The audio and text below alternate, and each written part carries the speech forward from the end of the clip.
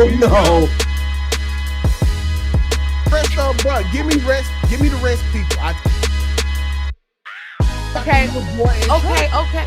Then that's This is Steve Harvey, and you're now watching the Don't Piss Me Off morning show. Quite frankly, this is the best morning show I have ever heard. Let's make YouTube great again.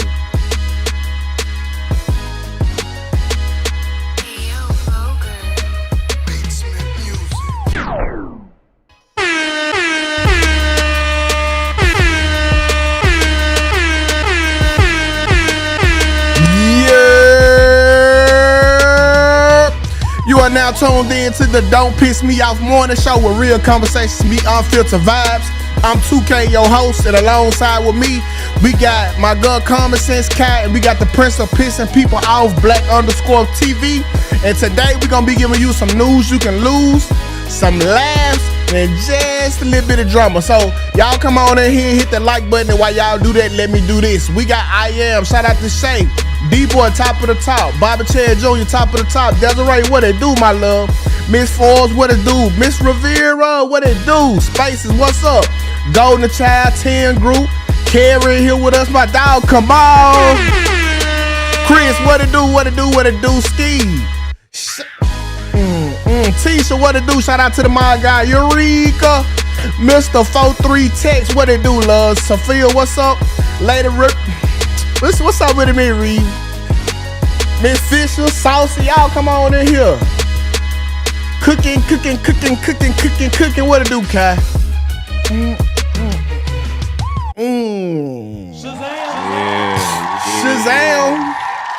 Shazam.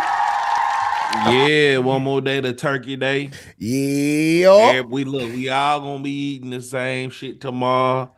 So don't be posting your plates. Nah, post on plates. We definitely judging them bitches. Don't be posting y'all plates on social media because we all eating the same thing. No, it ain't. We all eating turkey. We all eating dressing. Don't post. We might be all eating the same thing, but it don't look the same. It don't taste the same. It ain't the same. The next phase, what it do, brother? It is not the same. It's supposed to be the same. But yeah. Now don't you stop my content, because when they post on place, they going right on the show. But man, look, I remember my football defensive coach. You know, his wife wanted to cook for the defense team and stuff. So we went to his house and stuff and everything. And you know, she had a pan of dressing. You know, that's my favorite item as far as like Thanksgiving. It wasn't Thanksgiving, but she just happened to have a pan of dressing. I'm like, yeah, I'm finna dig into this. Tell me why I had puddles of water in that motherfucker. Oh shit! Hey, you know what? Dressing ain't supposed to have water in. No. Wet dressing be good. You ain't never had the wet dressing? Wet dressing? Not drenched, but some of the wet dress, like all dressing ain't super dry. I know people who make a wetter dressing, and it's good. It's good as fuck, bro. Oh, it ain't, bro. No, this wetter dressing, no, that's diabolical. No. Everybody dressing ain't super dry. I know some people who like got a little taste of wet dressing, and it be super good, super good.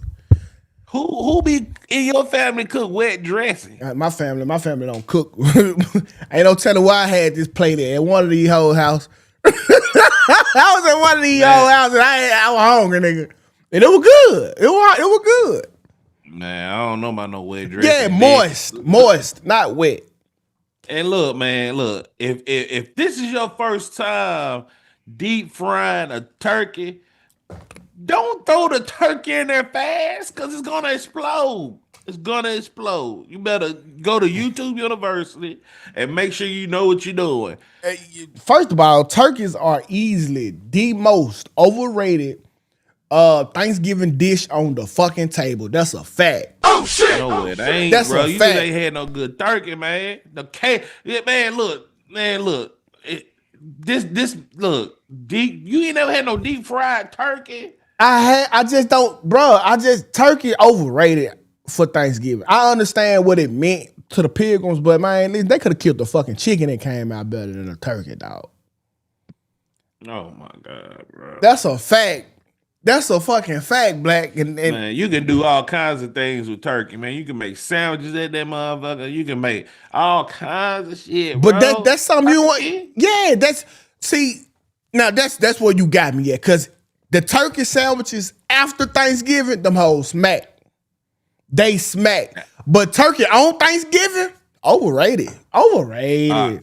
All right, so here's my third point I was gonna pull up. Okay. How long do Thanksgiving food supposed to last? What day you supposed to throw away your food? Because look, black folk, look, big mama that look, you better go in there and get some of that food I cook on Thanksgiving. And it be December 2nd. Oh well, it's an easy question, bro. That's an easy answer. One more day.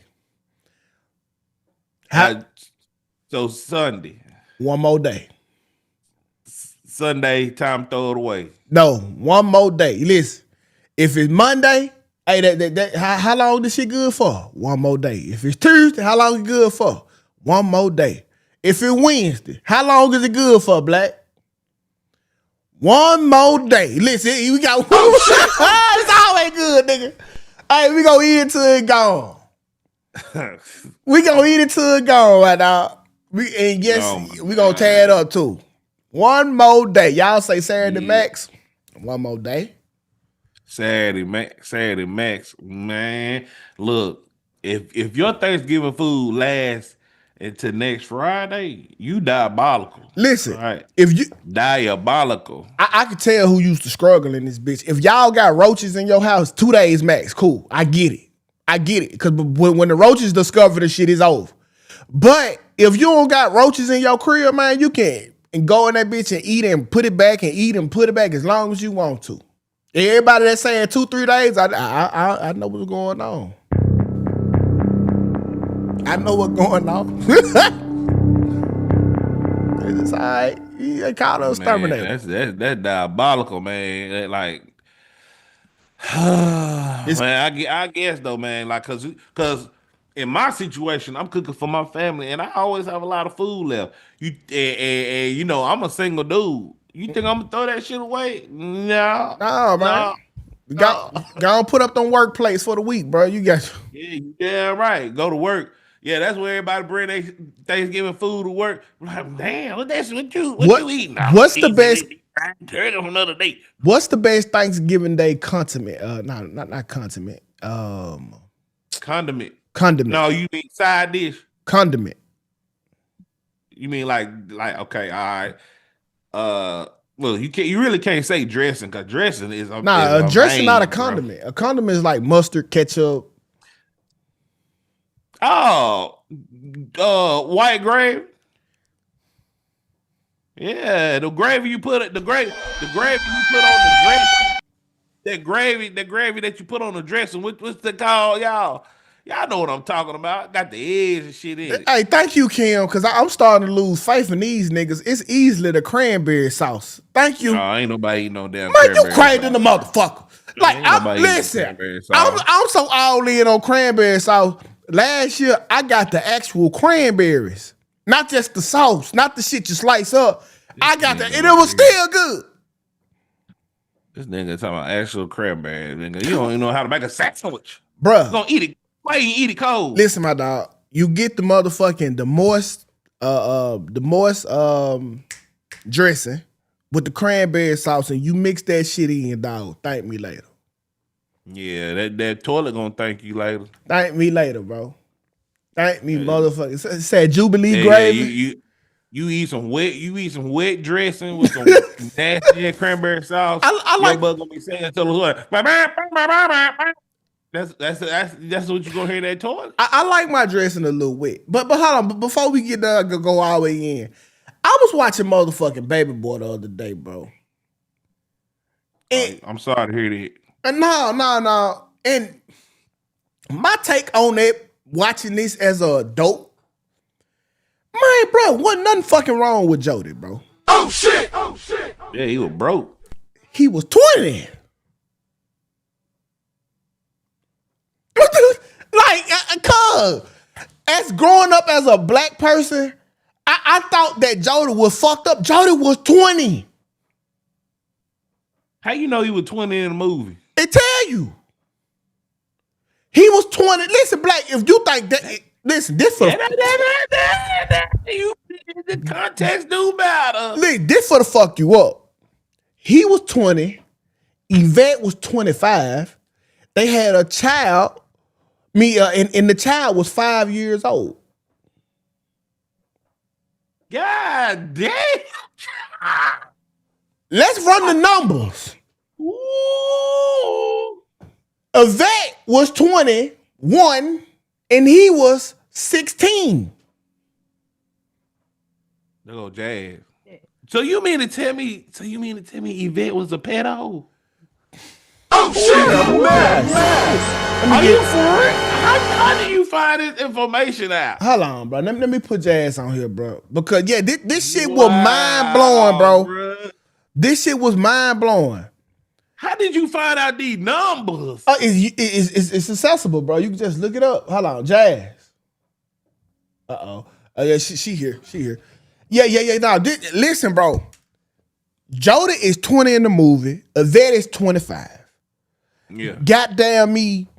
The baby 5, so that means they had the baby when Jody was 16 and she was 17, 18, 19, 20, 21. She was 21.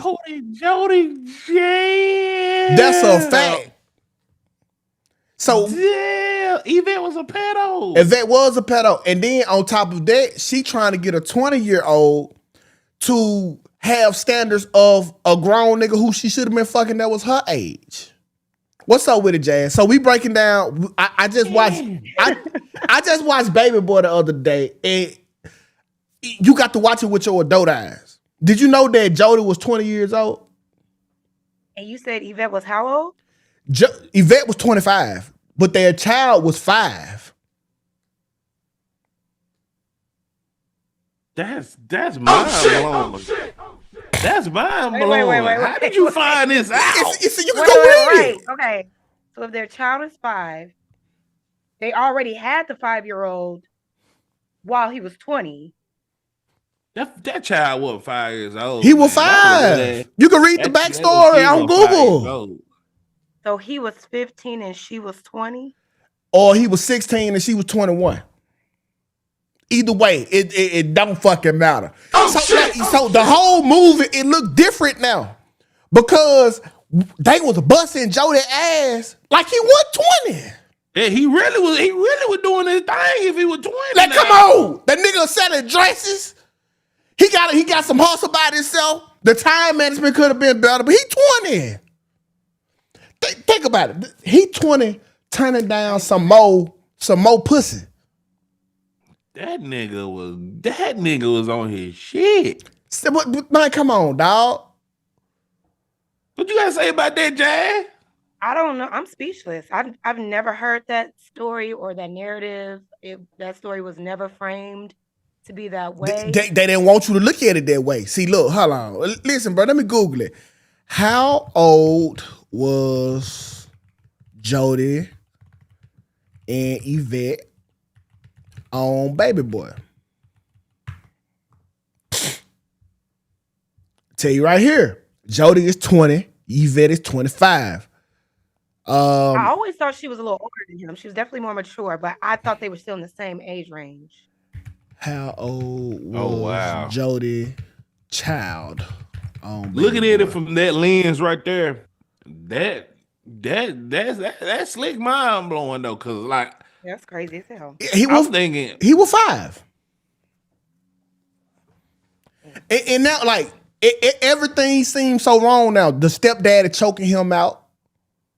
The mama putting him out. Like, 20 years old, Lord. come on, dog.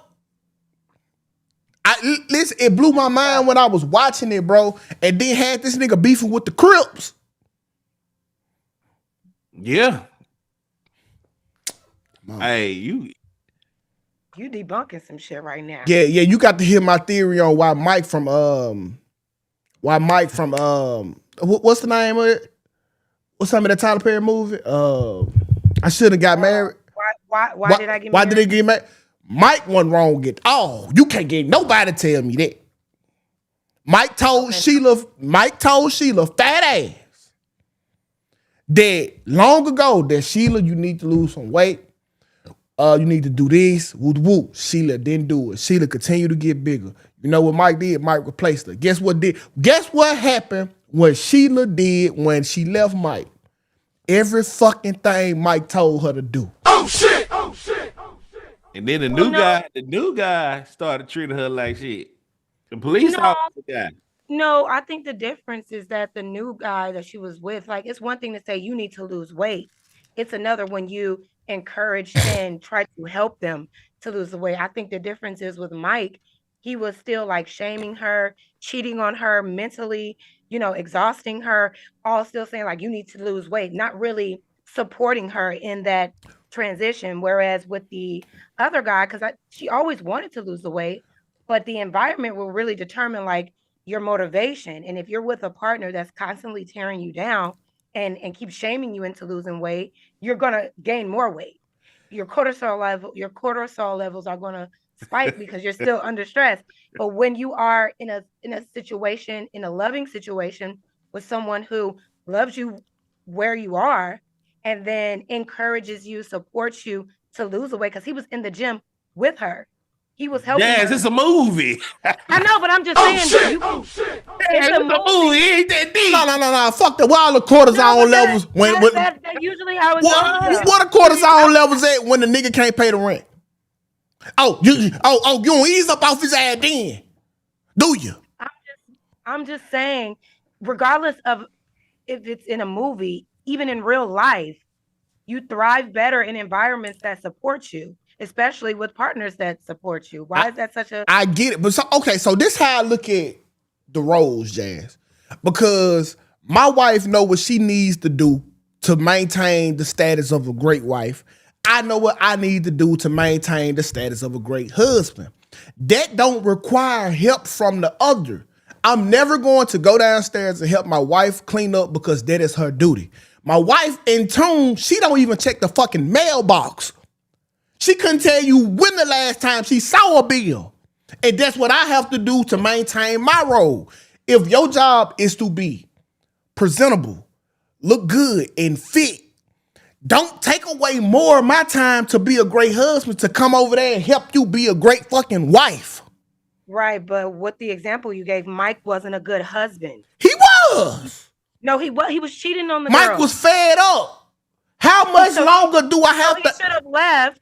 So he should have left as opposed to betraying her. If she was getting too fat, why are you humiliating her by still being with her, telling her how fat she is, telling her how you are not attracted to her? Just leave her. Listen, man. I blame... The only thing I blame Mike for is being loyal. He wasn't loyal. He was trying to stay with her until he tried to come crawling back. He got with the fit girl. And then realized that all she was there for was to be fit and pretty. Wasn't cooking, draining all of his. Mike got sick, man. He got broke. No. Because tell the story how it is. He got sick. He got sick and she left his ass. As she should. He was at his lowest, she left. When Sheila was at her lowest, he betrayed her. So it was a full-on karma. It wasn't no karma because that wasn't his wife. He was never a good wife husband. Yes, he was, man. Listen, bro. Sheila, man. How you gonna say he wasn't no good wife and Sheila got fat as fuck? Oh shit! She wasn't eating 3 times a day before she met Mike. Well, we don't know that. We just know where it started. No, But also, isn't it a saying that says your wife is a reflection of you? And that's why he brought up the new chick, because he needed a new reflection. His reflection wasn't that big. And look, he got the new chick, and it still didn't work out because he himself is the problem. He couldn't even keep the girl that was fit and feminine and all sexy on the outside. That girl still didn't give a fuck about him. So she there. I mean, she gave a fuck about him. She just went there for death. Temporarily, conditionally. She went there for death and sickness to them do apart because... But Sheila was. That's why Mike ended up Sheila calling wasn't. back. Man, you seen how Sheila dogged that man at the end? Okay, but let's go ahead, y'all. We way behind. We done went out to Boy, some I done tangents. If you got want to look. do, Hey, if you want to do a welcome to the movie DPMO reviews, we show, can do y'all. movie Hey, reviews. we definitely because you think Cookie wasn't wrong in acrimony. I can see it on your face. I know. I don't. Hey, But we gonna get we I argue listen. about acrimony now. We'll talk about that. Not Cookie, whatever the crack. Tahaji, you know that she crazy in there. No, Right. I thought she was very dumb. She should have took the check and moved on. Okay, now we talking All right, jazz. that's Now we right there. talking jazz. I was screaming at the screen like, bitch, what? Why are you putting yourself through this? I would have definitely taken a check. In the flowers. Like, thank you. The fuck? But anyhow, let's go ahead and get to the quote of the day. We behind now. Fucking around with jazz, man. We My bad, y'all. Nah, we got it to a tangent. It's good work. Today's 2K quote of the day. It's funny how we skip Thanksgiving, a season of giving, and jump straight to Christmas, a season of receiving. I just need y'all to know that because it's been real sickening to see all this Christmas shit go up the day after Halloween. Yeah, that's insane. Walmart bad It about went that. crazy. Yeah. Yeah, Walmart bro. got a whole section just for dedicated to Christmas and dog food and Have y'all and noticed? barbecue grill shit. Have y'all noticed in certain stores, all you see are Black Santas now? Well, it's marketable. Yeah, but you really never. No, I'm talking about they are in abundance now. Mm-hmm. Out of all the years of seeing Christmas decor, I have never seen chocolate Santa Clauses and Mrs. Santa Claus at front and center for home decor. What's wrong with that? Nothing. It's just very interesting. I wonder what that's about. What it's about is manipulation, and what is always been about. Hey, they gonna spend the money. We catering towards them. But they never did that before. Because we were still spending. We were still spending, but we wasn't recognized as the top motherfucking the top spenders at this time. Think about it when you change this little Santa Claus to black color. Hey, the Mexicans can rock with this shit too. So now we for the hit. Now we for the hit too. That's all they need is goddamn me some Coronas with the Santa Claus, and he Mexican now. It don't matter the skin color. We all brown. So it's we gonna kill two birds with one stone. Anything but that white Jesus, and that's a fact. Yeah. No, I feel you. I just thought it was interesting. And and just by them putting them black, colorful Santa Clauses in their yard, ICE can identify which houses to run into. Oh my God. Listen, hey, chill. All right, let's go ahead and get into today's Kai's confession. Wait, can I ask you about your quote? You don't think Christmas is also a season of giving? No, people more focused on receiving. Like Thanksgiving is all about giving. Nobody give a fuck about that. I can see both ways with Christmas because even though we're receiving, we're going out in the stores to buy things to give in abundance. But you know that the probably the thing that you ask for the most, probably the thing that you ask for the most, you couldn't buy yourself. And that's not just you because you're a woman. That's even men too. Like I put my outlandish gifts and I save it for Christmas. And no matter what I'm gonna buy, it ain't gonna equal up to that one gift that I'm gonna get. So I get you on that. I just feel like when it comes to like the numbers of it, we're doing more spending to give than I feel like we're expecting to receive. It's like Christmas has the expectation like you better give a gift. Yeah, Jazz do got a point though, because regardless ain't nobody giving me shit. Well, that's because we the adults now. Well, oh no, I still get gifts. Yeah, of course you're a pretty woman. Not only are you a woman, you a pretty woman. So you got gifts from secret admirers, from niggas who you didn't even know who trying to be relevant. That's what they do. This they one time to shine. Yeah, this an introduction. Like, hey, goddamn, I'm gonna get a little something for Christmas. Send $50 on Cash App just so you can know his name. Y'all don't understand. Them Cash Apps is for you to know his name. That's an introduction. That is the number one way a simp can get in. Yeah, they don't understand she registering that name as the damn fool. She gonna put that back here somewhere. Damn fool right here. Gregory. Facts. That's interesting. All right, y'all, let's go ahead and read this letter. Shout out to the group chat coming through with the content once again. Y'all got to get in with us, bro. Okay, so it go a little like this. Man, I really need y'all help on this one because my head is all over the place. I'm in a tough spot right now. Everything has been going on. Everything has been going so good with my girl. We've only been dating for about 3 months, but it's been feeling close to perfect, peaceful, easy, and honestly feels like something real. But a couple of nights ago, curiosity got the best of me. We told this nigga not to do this. Before I fully cut off all my hoes and lock in with her, I want to double check that things were really what it seemed. So while she was asleep, I went through her messages. First place I looked was her ex text message thread. Man. They hadn't texted in about 2 months, what made me feel good. And the last message between them was a long paragraph I didn't even bother to read. But then I kept scrolling up through the old messages, and that's when everything flipped on me. I saw a picture hidden under invisible ink. I swiped the ink away, and bruh, it was the biggest dick I ever seen in my life. Hey, No homo, he said. I damn near dropped the phone. Honestly, I would have rather found out she was cheating than to deal with this mental battle I'm going through right now. Here's my issue. When me and her are having sex, she seems like she loves it. She make noises, she enjoy it, she stays engaged.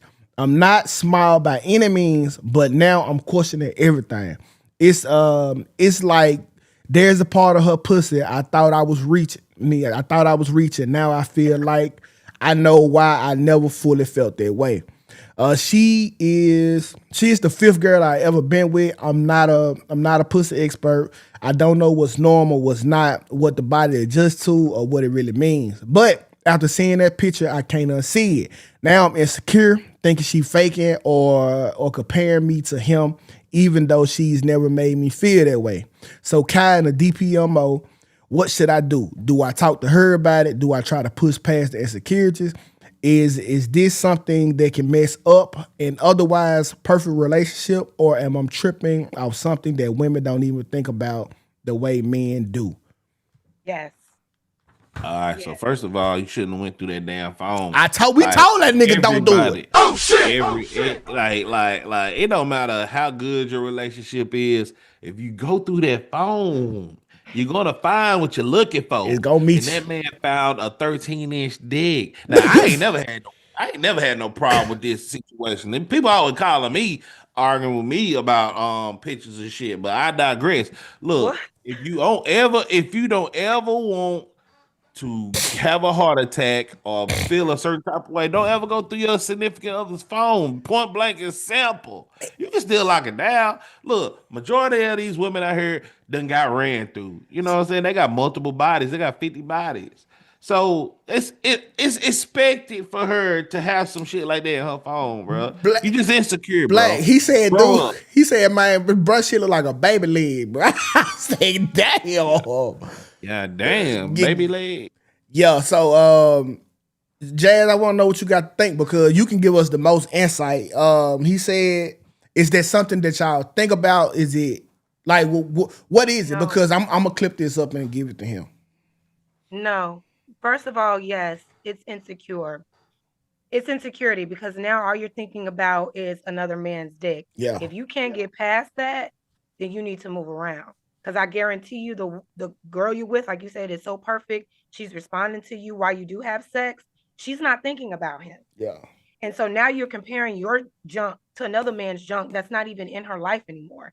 And like Black said, you went through that phone and you didn't even really find anything incriminating. You did. But you kept looking and found a big ass dick that she ain't even riding anymore. So if you can't get past that, you need to let that girl go because she doesn't deserve to be with somebody. If she's giving you her best, you don't deserve her. If you're gonna be harboring all of this like resentment or overthinking it, if she is the type of person that you can communicate with, I don't know how you're gonna approach that conversation because now you done violated the girl privacy. Yeah, I told him not to say no. Now she's gonna be looking at you like, why are you even going through what even provoked this? Like, if everything was going so good, I wasn't giving you any reason to look through my phone. You just went through it just to see. You already not ready for a real relationship. Well, no. So it said right here, Jay, you had cut out. He say they've been 3 months in a relationship and he wanted to know before he cut off all his hoes. What did he want to know? Like if to make everything was going good. Yeah, well, he wanted to make sure it wasn't a fluke. See, that's on him. That's his insecurity. No, it ain't. You're in a good thing. It is. You're self-sabotaging. Everything is good and you looking for the problem. Well, let me go look for a problem now. No. Before I make that commitment, is okay. Cause most women, y'all don't know this, and I didn't explain this before, but every time I can teach it, I will.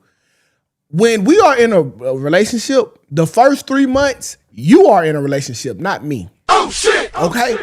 I won't cut off none of my hoes, none of the above. Everything is the same for me. The first 3 months is to see, are you going to act right? And then once we get to that point, it's like it being at work. You get a 90-day probational period. Same concept. On day 91, we do a phone check. Bam, you got the motherfucking job. You went from temp worker to permanent worker. You full time now. Here go your schedule. She checking your phone too? Well, I hope not, because she would have found out about the hoes I ain't cut off. But on day 91, if she checked my phone, they gone.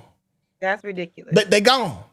So, but I guess I don't know. No. So this how dudes vet like dead ass. Like we gotta give most dudes. We gotta give you that 90-day probational period of you being our real girl. So we seeing how you moving around with that title. If the shit gets sticky, you do some day 60, you out of here. Quick. Wait a minute. So nah, most guys ain't gonna say that though. They ain't gonna say that. Definitely not gonna be honest about that. No, we not. But so you're already building on shaky ground. No. You're telling me that we're gonna be in a relationship. We're in a relationship. I'm under the impression. No, you in a relationship. But I'm saying, how am I? Is that an understanding? Did we officially say that we're in a relationship and that's why I think I am? Or are we still in a talking stage? You're talking to who you're talking to. I'm still talking to who I'm talking to. And we're dating each other and eliminating others based on how we vibe. No, talking stages are before the relationship. There's no way I'm going to think I'm in a relationship unless we both believe we're in a relationship. No. I'm going to take, listen. That's fact. I'm going to lock in with you. I'm going to say, yeah, we go with each other. But I'm not going to change shit. You are. No. Wait. No. See, I need to see how you gonna move the first 90 days. You got to understand. You don't think she needs to see? You don't think she needs to see how you move? Because when you get the full-time job, I have to die for you now. Remember? You don't got to do that. Yes, I do. No, you don't. Live for me. You don't need to die. You need to live for me. I got to be ready to sacrifice for you. The thing is that these situations, y'all always say, like, I gotta die for you. The chances of you actually dying for a woman in your lifetime is literally slim to none. It's so crazy. You've been married how long, 2K? Have you ever you've been married how long? Have you ever been in a situation, even before your marriage? Yes. Have you ever been in a situation with a woman where your life was at risk to save her? Bro, if you... Name a time.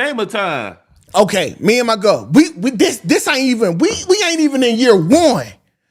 A nigga that said something to my girl at the club. Now we got to run that fade. That shit can turn into death. No, don't. Yeah, it do. Listen, you see the lip right here? You see, I got a scar right here. Depends on how you handle it. That come from protecting Sarah.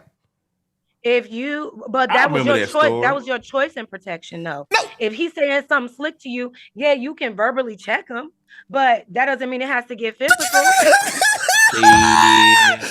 was with you. I'm gonna call Black a bitch, and he just gonna let me walk away. No, I get it. I get what you're saying. I get what you're saying. Like in terms of like disrespect, there are some men who will respond that way.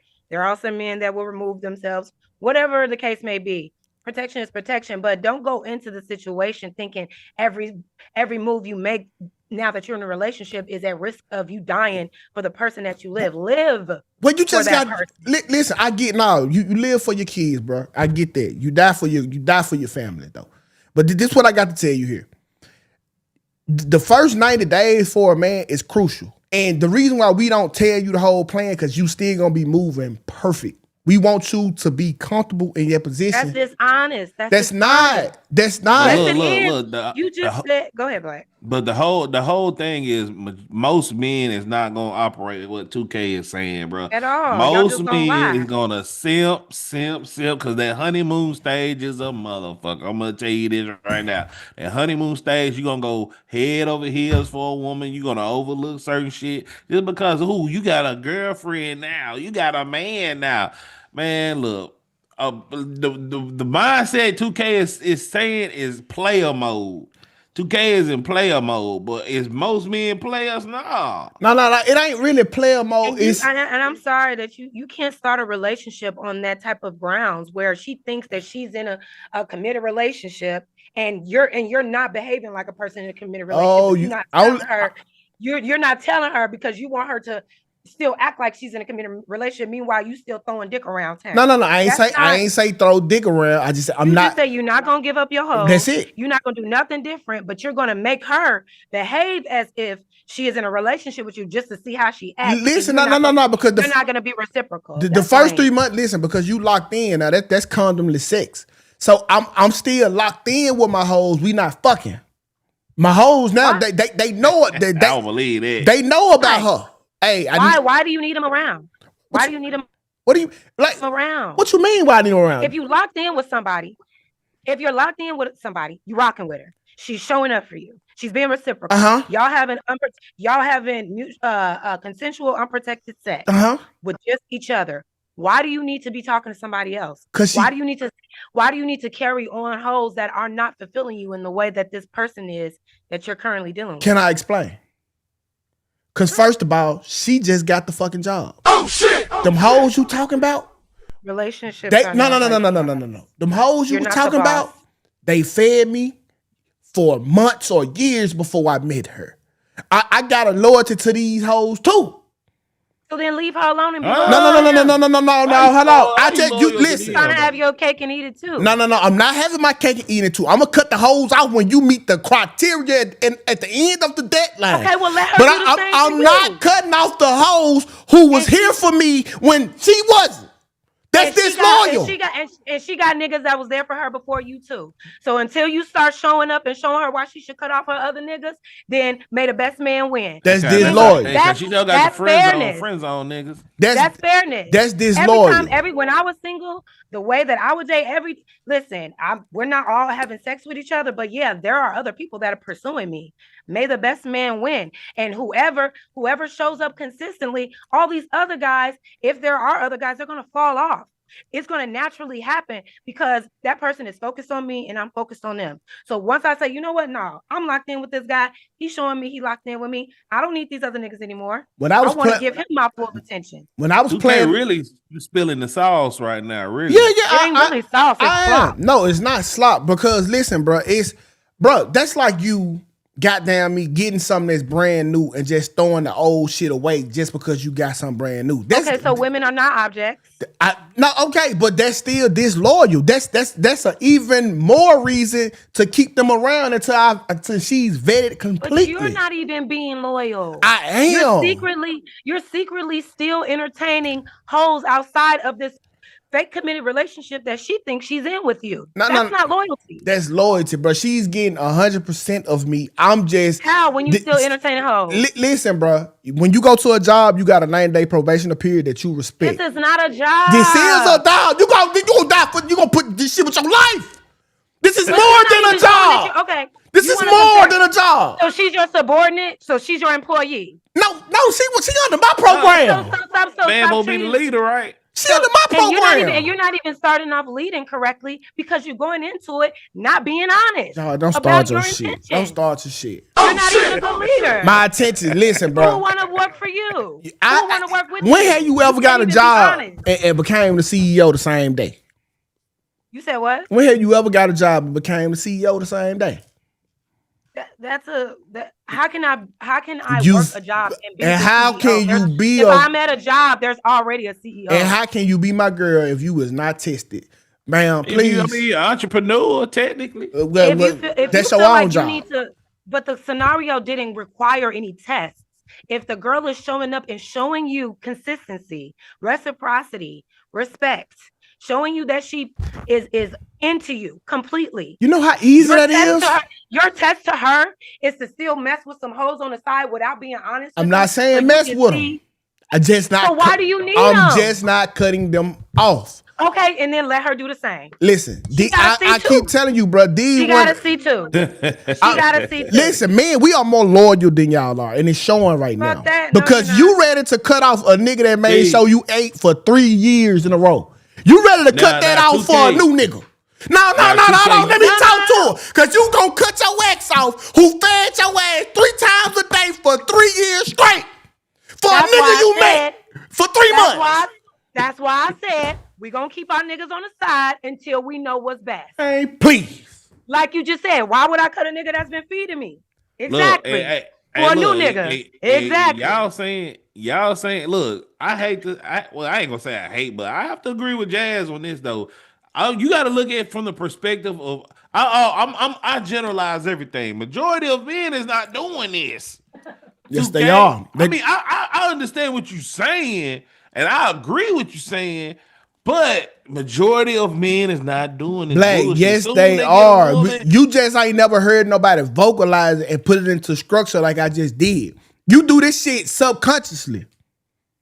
You do this subconsciously. You never cut off all your hoes because you like one girl. You wait. Right or wrong, Black?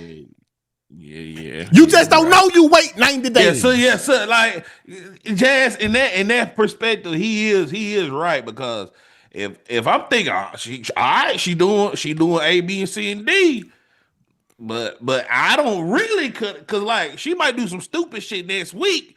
Then if I done cut off my old, I'm assed out. You know how hard it is for an average man to even get a roster? Well, that's what I'm saying. Like, you gotta decide what your intentions are. If you care more about having a roster and having a slew of hoes and having a bunch of options, that's fine. Live your life, but don't go and try to involve yourself with a woman that you know wants monogamy. Wants a relationship. Where's she at? It's not about having both, Jazz. You just trying to make sure that she can handle the weight of goddamn me what's about to get replaced. It's just the scales tipping. Halfway. Oh shit. Oh, we 3 months in, the hoes drop off and it's just her. What I'm saying is that's fine. Don't call it a relationship for her then. It definitely is. No, it's not, because she has the same vetting process to do with you. You're a new nigga. You're on a 90-day probation too. Mm-hmm. I still got hoes that sending me lunch, dinner, and breakfast, lunch, and dinner, paying car notes, paying insurance that I'm not even dealing with like that. They just in the roster. The thing is, I'm not about to cut them off. Because it's not in the first 90 days. It's not your program. Your program make sure that you can manage what I'm about to let go, just like you said. Jazz. Can you step up and manage all of the responsibilities of these hoes like you trying to test me for? Respectfully, and this is not too personally. Y'all program don't come with shit. Oh shit! You can't even make them fucking demands. Your program don't come with shit, but some pussy and a smart mouth. Guess who else had that? Them hoes. What I'm offering you is for to be different. I'm for to change your life. I'm for to give you direction. I'm for to give you leadership. Same for you. No, you're not. She's going to elevate your life. The reason why you even want to deal with her, because it's obviously you see value in this woman. You obviously see value in her, so you're considering to be her man, to be her husband. So obviously she's going to add to your life just like you're going to add to her. In different ways. Sure. In different ways. Added value. It's still added value. Okay, Jazz, fuck you first of all. Let's start there, and let's read these super chats. It's always nice to see y'all go back and forth, bro. Always nice, bro. But I mean, I kind of agree with Jazz. I agree with both y'all, but from because we kind of saying the same thing. What now?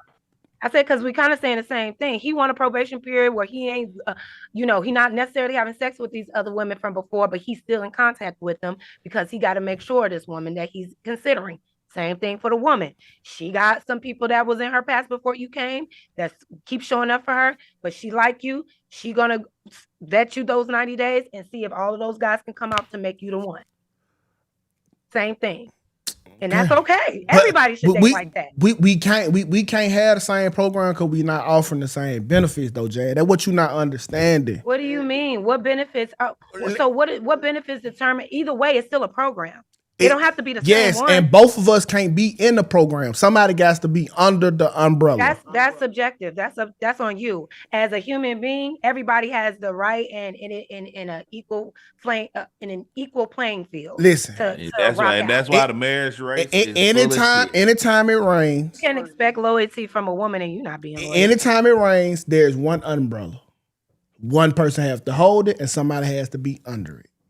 Okay, there you have never seen a couple putting umbrellas over each other because they're just be fucking stupid. It's one program, one umbrella. We're gonna follow suit. But let's get into these super chats.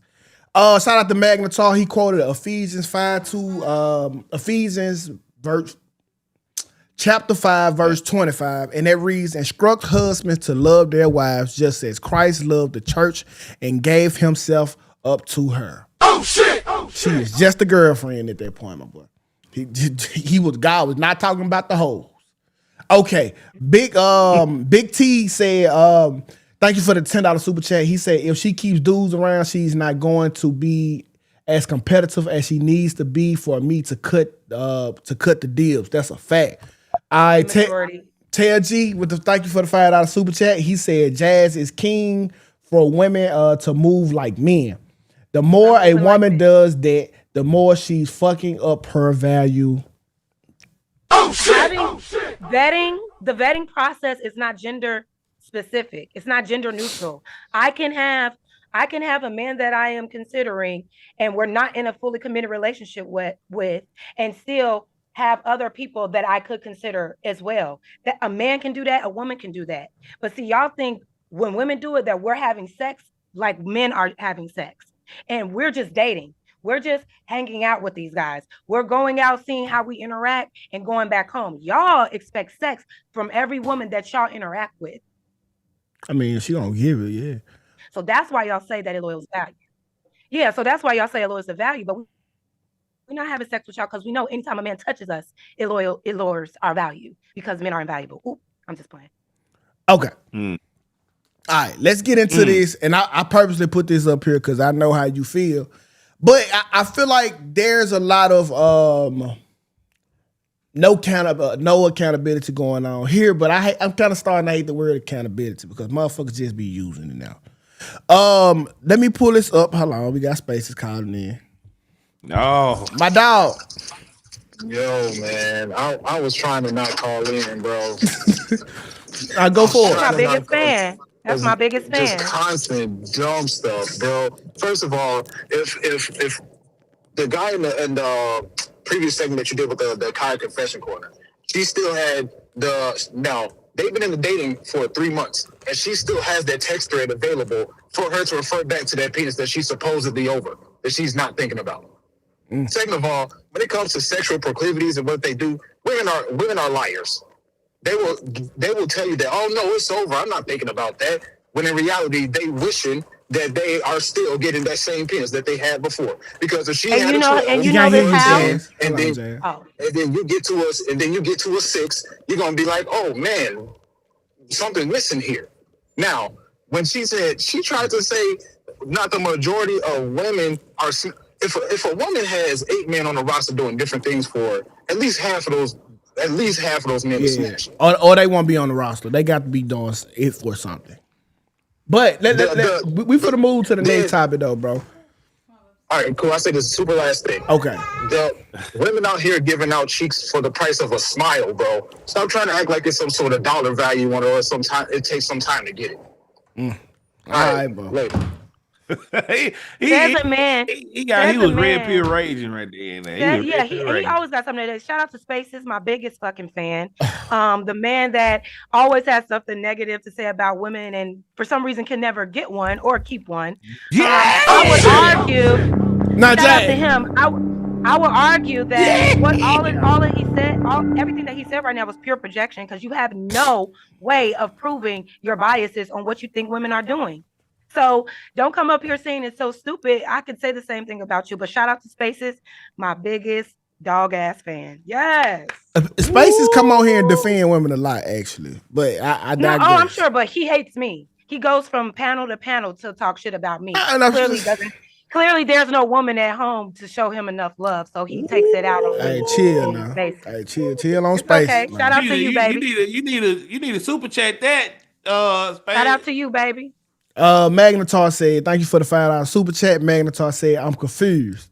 They are mad at dudes who don't want cheeks, but laugh at the men that will wait till marriage and say that they finished last.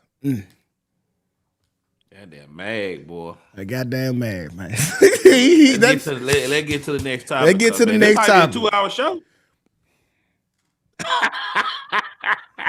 Why not, man? We ain't got no show. Hey, get it in where you better get it in where you fit in. You better hope I can't see the 35 minutes. If Tell G super chat $50, we'll do extra. Man, Tell G, keep your bread, bro. Okay, let me put Jazz up here because we all know Randy Rosario, that's my dog. I love her. We disagree a lot. And shout out to Randy, man. She one of the first people to give me an opportunity to do a tour with her. But this is what me and Randy do. We go back and forth, love. And that's our dynamic. It is no bad blood. But I do think that there's a line that we have to talk about in its stereotypes. So let's put it up here.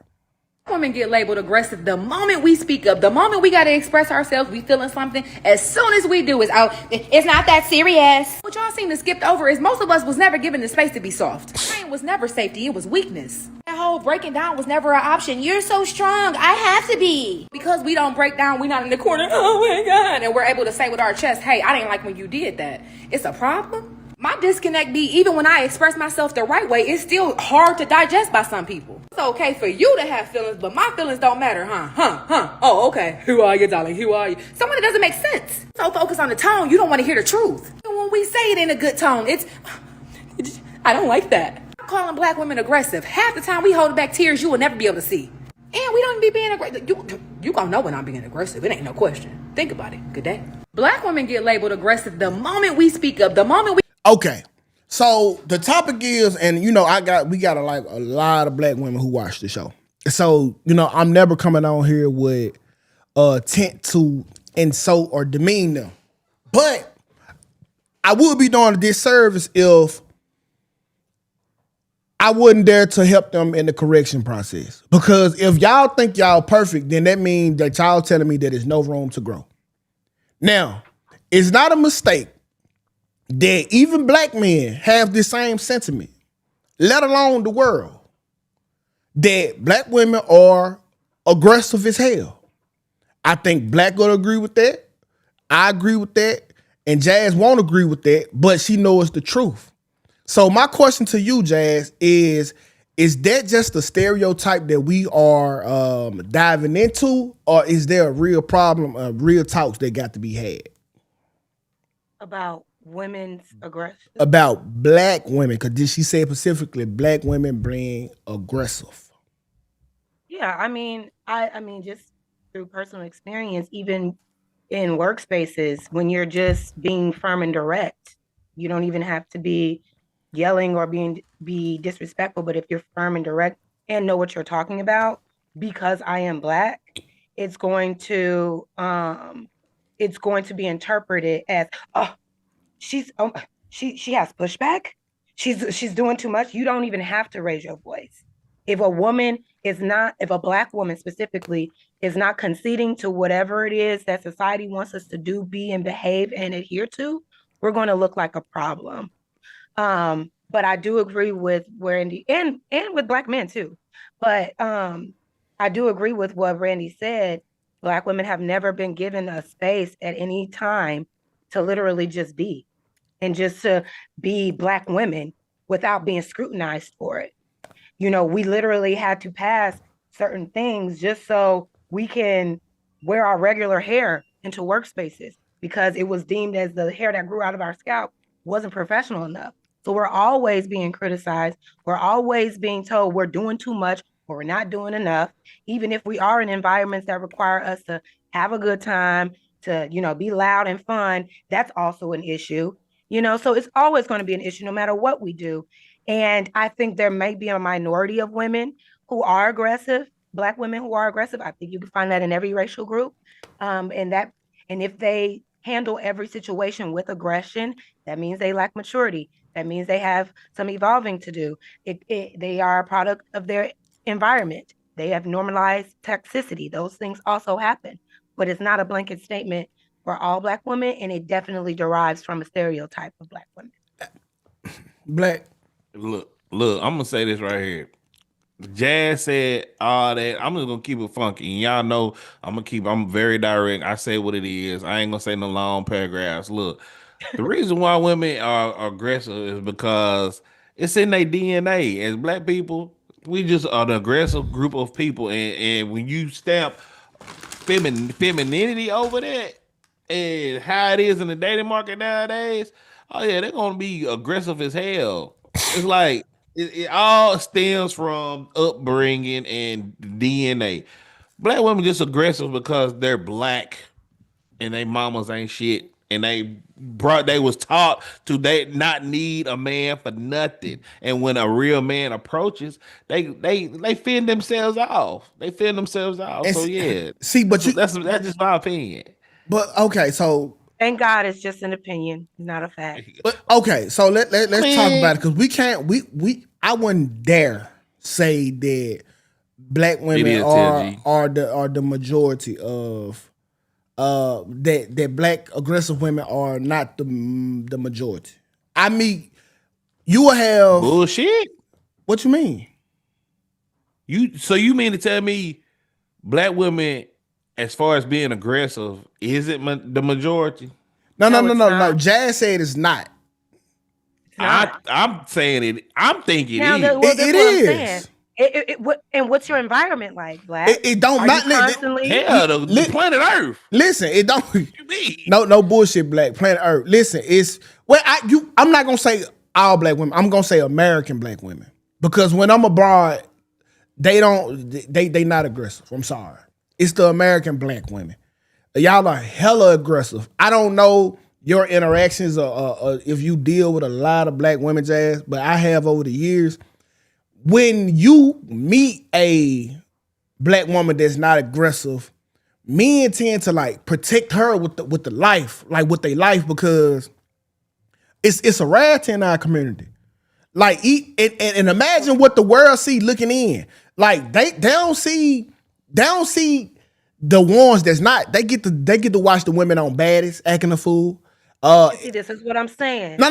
But Go ahead. but seriously, like think about when they at work. And there are other women on baddies. It's not just all Black girls on there fighting. Listen, okay, I get that, but in those cases, those would not be the majority though.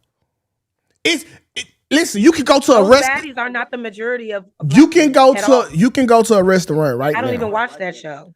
You can go to a restaurant right now, and if somebody order get fucked up, we know how this group of people gonna handle that order getting fucked up. And that's a fact. And this ain't nothing I'm pulling out my ass. Give me an example. Give me an example of how when a Black person is in a restaurant, now you're saying this is a majority of Black women. Yes. Every time she goes to a restaurant, give me an example of what happens.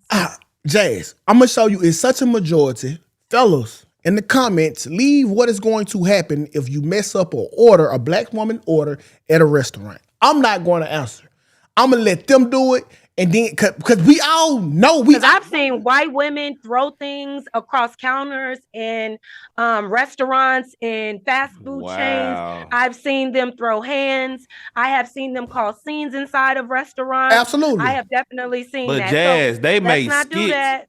Jazz, they make skits just off of this scenario. They make skits off of this. Well, yeah, because capitalizing off of Black degeneracy is profitable. So that is why you have the worst image of Black people in the media, because it is for profits. They're not showing you and highlighting Black excellence and what the what the majority of black people do, and they'll never highlight the degeneracy in any other racial group. Okay, and so but it's happening. How are we the ones with the spotlight, and we're not even the ones doing most of the crimes? Okay, so listen, this is the problem with, and I'm glad you highlighting it. Okay, it's not that other people don't do that, and I always say this. So then why say black women then? Because it's black women, and I'm not here. And it's white women, and it's Asian women, and it's Mexican women. Now watch this. And I don't give a fuck about them. That's the kicker. Okay, that's fine. That's the kicker. That's like saying kids be robbing other people. My kids don't. I'm looking out for my people. And when you tell my people about themselves, they get to pointing at the kids from down the street. I'm talking about you. Listen, and so if you're talking about me, I'm talking about degenerate black people, because that seems to be all you know. You're talking about people that are in the hood, that have no decorum, that Jazz, you can't deny microcosm of what the black community is. Y'all focus on degeneracy and want to paint it as if it's all of us. Sure, if we want to keep talking about the people in the hood, let's talk about it. Listen, this is not us talking about the people in the hood. What you have to understand is, Jazz, we are only strongest as our weakest link. I know you've heard that before. We are only strongest as our weakest link. And sometimes what one person do, we are all affected by it. I.e., Al-Qaeda. When they folks ran them motherfucking buildings when they ran them planes into a building, guess what they started doing in the United States? Started wrapping their ass up in masses. In masses. It was only 11 of them. You know how many people they wrapped up in masses? So that's what I'm saying. Like, bro, we got to talk about it, because every time we do, y'all start pointing at the women who don't. And it's fine. Because the women who don't are the majority, and you're focused on a third of the population. It's not the majority, Jazz. We're telling you here. It is not. You're not going to sit here and convince me that the majority of black women from every socioeconomic class goes into restaurants and wreaks havoc when something is wrong on their food. So this the deflecting shit right here. We talking about black people. You're talking about degenerate black people. Degenerate black people. And and somebody else that's sophisticated in the comments, Court, only bringing up white people. We need to fix the small amount of degenerate black people instead of talking about the white people. Why the fuck y'all be talking about horses and y'all bringing up unicorns? How do we fix the small degenerate of black people? That's what we need. It's not by pointing to white people. Okay, is it by doing this? Yes. Shaming them? Yes. I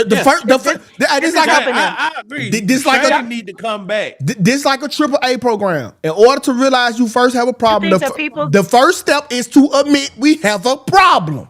But the person that's doing the action have to admit they have the problem in order for them to see that they need to fix it. If you're not coming to a person that doesn't see that they have a problem, you talking shit about them is not going to change it.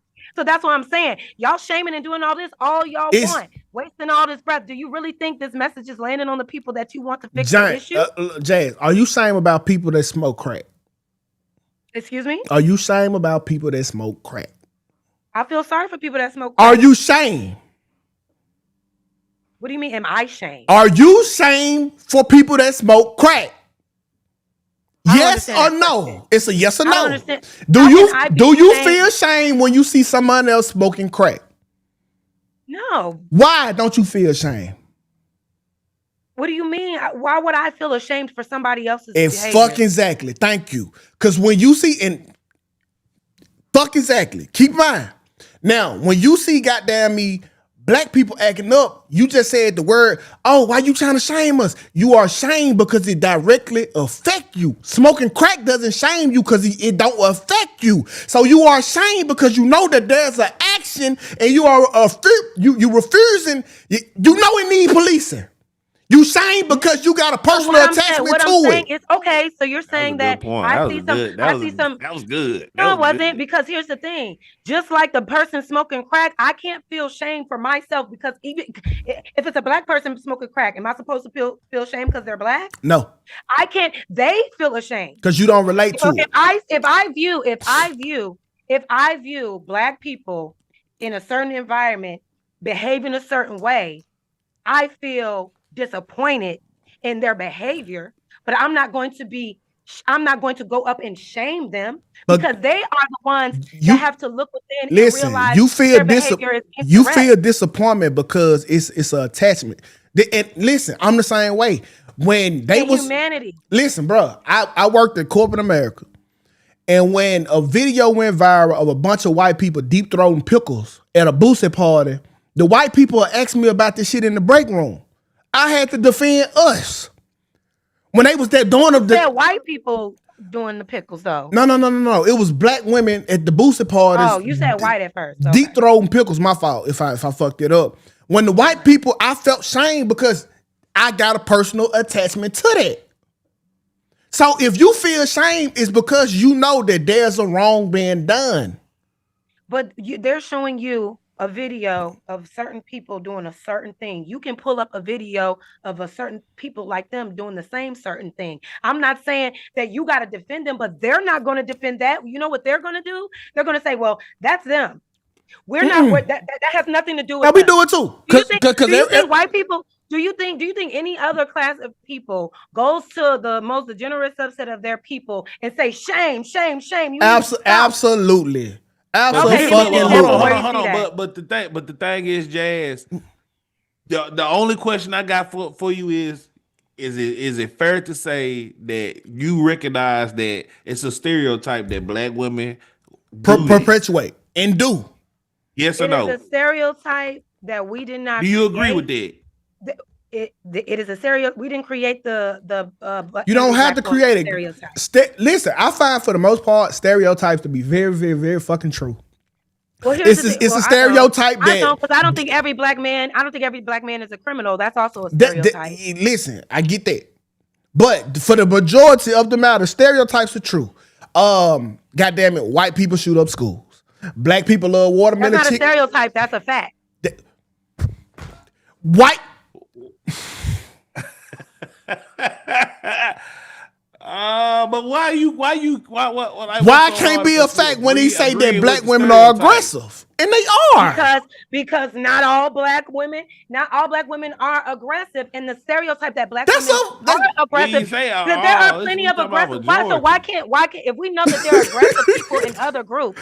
If we know that there are aggressive people in other groups, why does it have to be but black women? If we know that there's aggression from all women in all groups, but there's a highlight. There are shooters from all groups, but we ain't talking about that. When we were talking about the white people, you can agree with that easy. Name 3 instances where a black person entered a space and started killing innocent people of other races.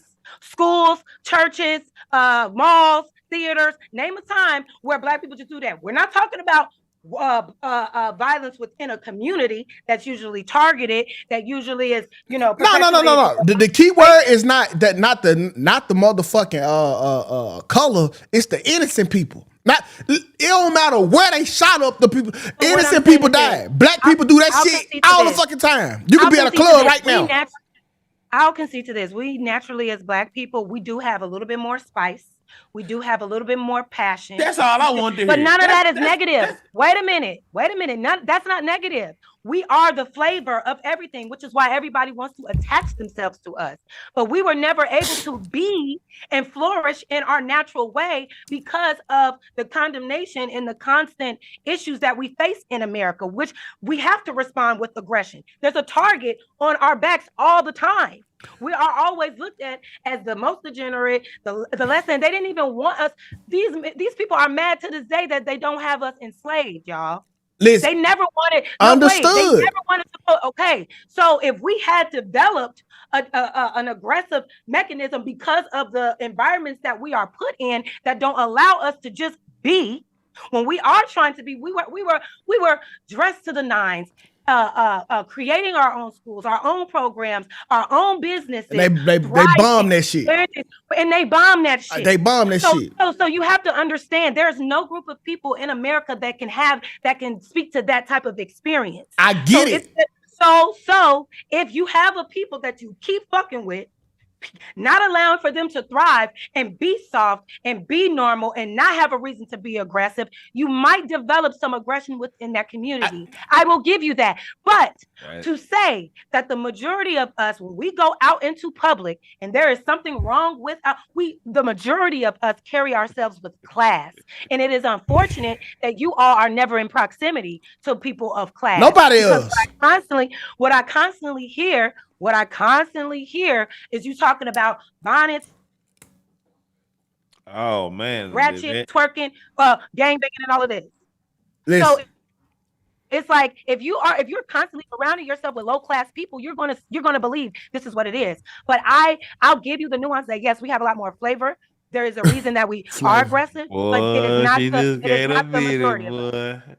Oh, listen, bro. Hey, I'll take it. I'll take it, Jazz. I'll take it. I'm not taking it good. Jazz know if you don't know classy women, then that's on you. No, I do know classy women. They just far in between. You don't. They just far in between. It's 12 of them. They spread around like fucking Dragon Balls. That's your environment. It's not the environment, bro. Listen. It is. 2K. Because classy, elevated, upscale women that are educated, that if there is an issue that is happening at the restaurant, we pull the server to the side and just tell them what the issue is and see how they can fix it. We're not raising we're not throwing things.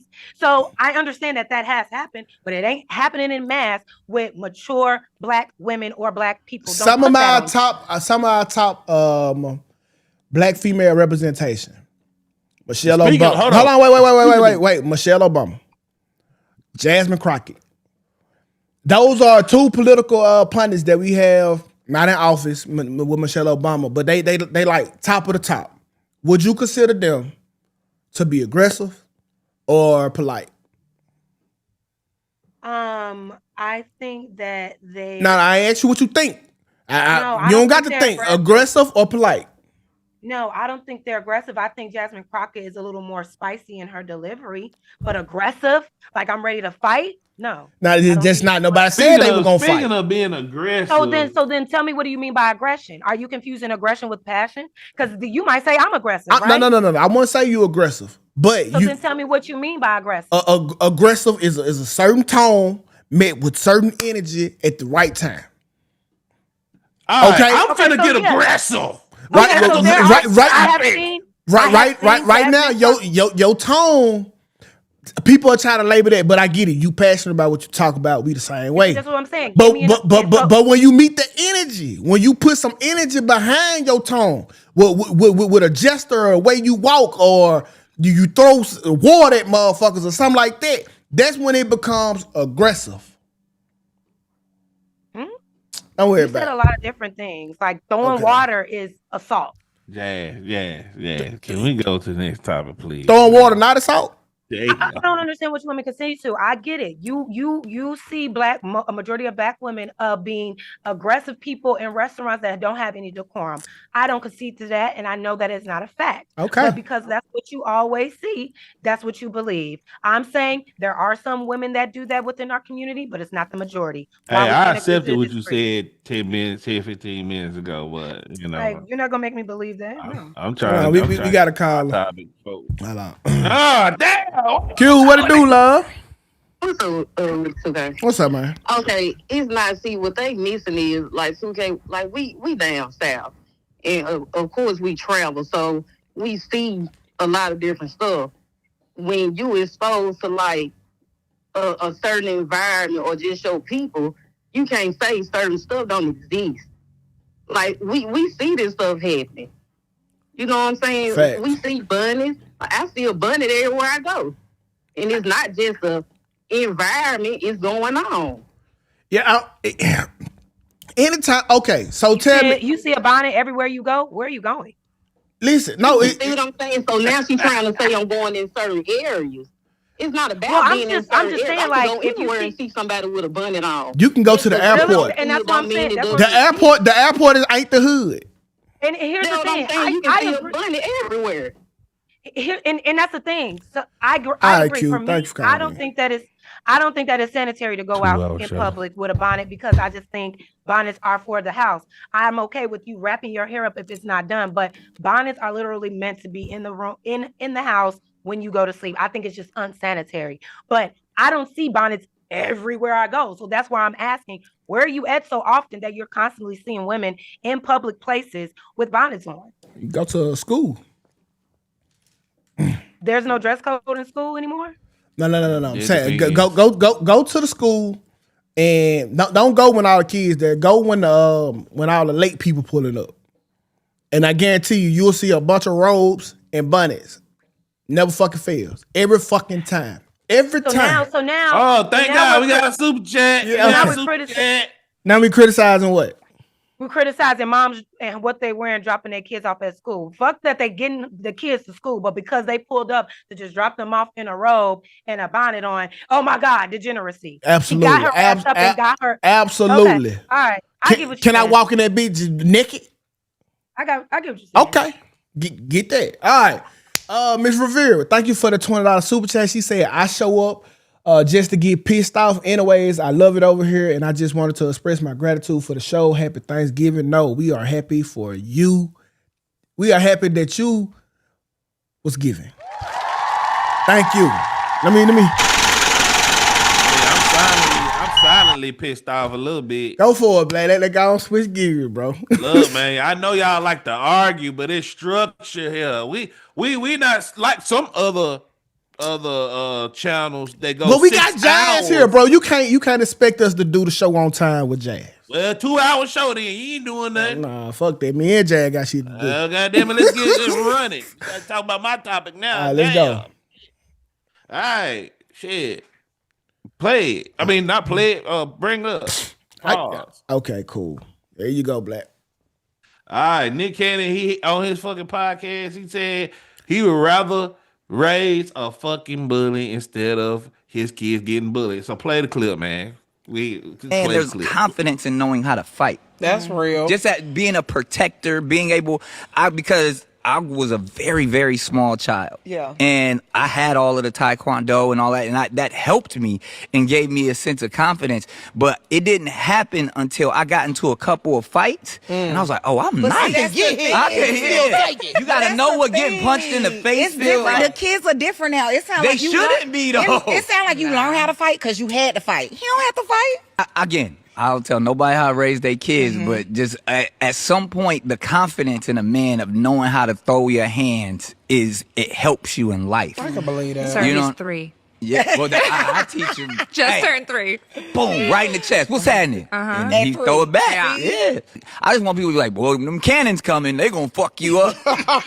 You see them cannons? Kids strapped up in kindergarten to the chair. Yeah. They know he a killer. Exactly. Yeah. I'd rather. Like, why he gotta sit like that? I'd rather raise a bully. Cannons come through. Exactly. I'd rather raise a bully than my child to be bullied. For a man, All right, so 2K, this goes to you. I can't go in depth and have an extravagant ass question to ask you. Look, you agree with this nigga? Yes or no?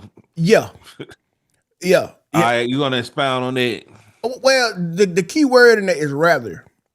You know, if given a choice, saying, do you want your child to be a weakling or rather a bully? I'm picking bully. That's not necessarily saying that's how Nick Cannon want to raise his children, but given the option, I'd rather have a bully than a thing. Than a wussy. What y'all got to understand is, if y'all can't adopt this mentality, somebody will for you. Okay? There's a bully in every space that you at. It was a bully in high school, middle school, elementary, the workplace, the church. Everywhere you go, there's a bully. And it's only a bully because a bully is going to look around and find out that he the strongest and he gonna try to pull his weight. So that's just anybody adapting to where they at. Being a bully ain't necessarily taught. It's you looking around and saying, well, I can bully the scene and that's what I'm gonna do. I much rather my son be a bully than a wussy, but I'm not raising him to do so. I hate bullies. But that's just what it is. And for the single mothers, just know that my boy is going to destroy your boy. Jazz, why was that comment even necessary? Jazz, you rather raise a bully or like, come on. Or the opposite? No one should be excited to raise a bully. I would want to raise a boy that knows how to defend himself and to stand up for what's right. period. But Jazz, when he find out that his hands are the nicest in the school, he probably bullied somebody, bro. It all depends. We was all bullies to somebody. You too, Jazz. Me, Black. Listen, I definitely was bullied, and I was a bully before. I did that shit one time, and I felt so bad, and never did that shit again. Can I ask you why you was a bully? Because I was trying to be cool with the bully girls. And they, you know what I'm saying? So I did some shit to be cool with them. And what I did, I felt so ashamed, because why would I do that? Why would I do that? What you do? To somebody? I don't want to get into detail, but it wasn't right. And I cried. I apologized to that girl. I never did no shit like that again. Because bullies are the real pussies. Bullies are the real punks. Just because you can throw somebody and knock somebody over don't make you tough. That actually makes you more of a bitch. A real tough guy knows what he's capable of and chooses to do the complete opposite until it actually matters. What are you, chicken? So that's why I said I would want to raise a child, a boy or a girl, that knows how to defend themselves and then also stand up for what's right. Meaning that if you see somebody being bullied for no reason, somebody being taken advantage of, you stand up for that person, and you know how to stand up for yourself. But you don't go looking to beat up on or punch down on anybody else in order for you to feel like somebody. That's what a bully is. No. Yeah, but some people are literally raising their child to take advantage of fear. And that's what and that's fucked up. No. It's life. It's not fucked up. It's just not your way of life. That's why I said, my son, if you come from a single mother household, my son is going to dominate your son. We're talking about, why is that a thing? It's a thing because that's the truth. Like, you going against different mentalities. Like, bro, as a man, I'm going to teach my son how to seek out weakness and then exploit it. Why? Because that's how life go. Now, it won't be. Why? So you're going to teach your son to exploit people unprovoked? No. I'm not saying you talking about like in a physical aspect, not like that. I'm talking about aspect at all. Like, why are you like? Okay. See who's the scary one? See who's the scary one? No. And take advantage of them. So think about it like this, dog. Think about it like this. Building good character. It's gonna be a good character. Let me tell you. All right. Help me understand. Son, right now that sounds a mess. My son is a cool, smooth talker. They at a fucking car lot. I'm gonna teach my son how to recognize the characteristics of somebody that was raised by his mama. He can't negotiate. He don't got no type of swear. Go get him a markup deal. You make more money. That's how life works. Unfortunately, it's the food chain, my dog. So you know the traits of every person I don't.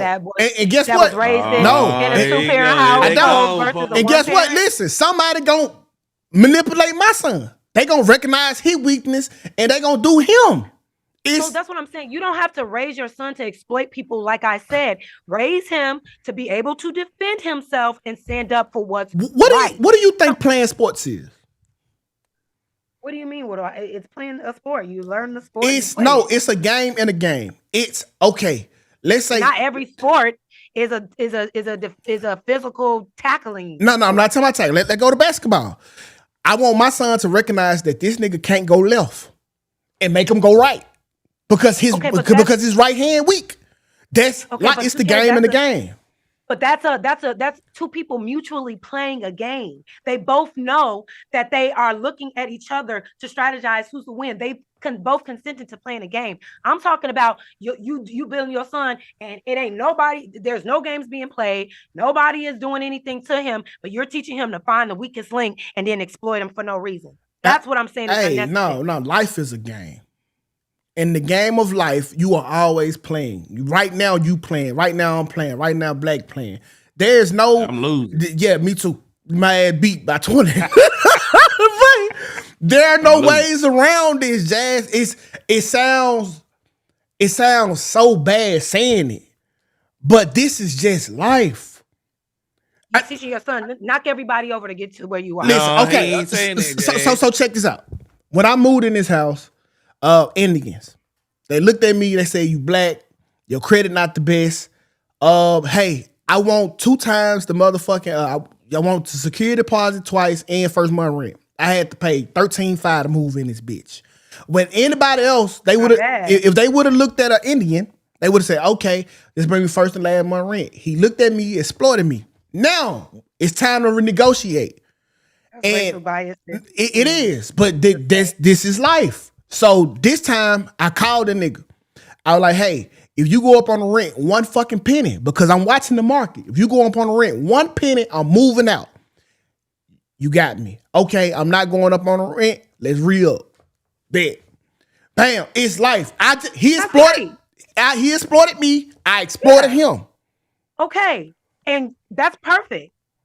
I'm not saying don't raise your kid to not, see through the bullshit, because you saw through that bullshit that he was doing. Mm-hmm. I'm saying that's not bullying. That's not exploiting someone. That is you raising them, right, to be able to defend themselves. In that situation, you were able to be logical and realize that somebody was trying to take advantage of you, and you knew how to defend yourself. It was bullying. Listen, he got 3 times. He got the rent 3 times in 1 month. That was bullying. Like I said, you defended yourself against the bully. That doesn't mean you have to raise a boy to be a bully, to bully other people. No, you said defending myself. That was when it first happened. I was bullied. Now on this time back around, I bullied him.